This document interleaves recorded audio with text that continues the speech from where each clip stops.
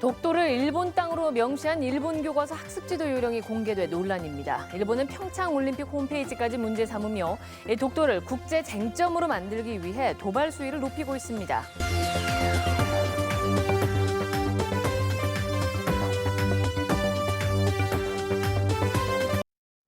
여러분 안녕하십니까?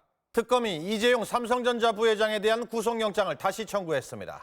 그동안의 보강 수사를 통해 기존 뇌물공여 혐의 외에 재산 국외 도피 혐의가 영장에 추가된 것으로 전해졌습니다.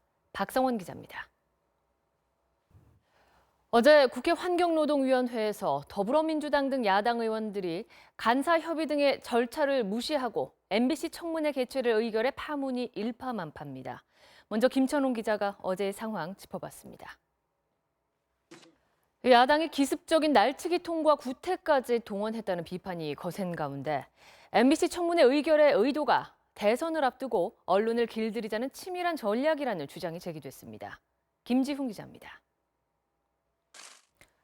더불어민주당은 최근 민주노총 산하 언론노조가 주장해온 언론관계 법안을 잇따라 발의했는데요. 사실상 노골적인 공영방송 장악 시도라는 분석입니다. 조기 대선 가능성이 제기되자 언론관련법 개정 움직임에 속도를 내고 있습니다. 장재훈 기자입니다.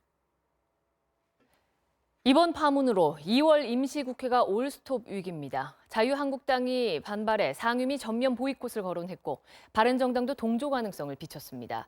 하지만 수적 우위를 앞세운 민주당 등 야당이 쟁점 법안 직권상정 추진 의사를 밝혀 정면 충돌이 불가피해 보입니다. 류병수 기자입니다.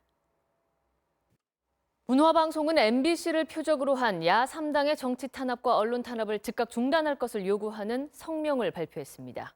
김태래 기자입니다. 경복궁, 올림픽공원, 강남역, 국립중앙박물관.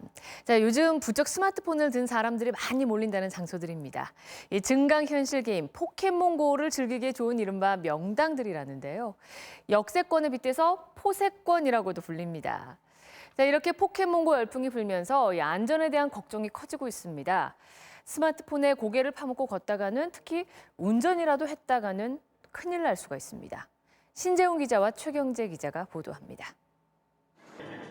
4대강 사업을 위해서 남한강에서 퍼올린 모래와 자갈이 3천만 톤이 넘습니다. 이 모래를 건축자재로 팔아서 공사비 일부라도 회수한다는 게 지자체의 계획이었는데요.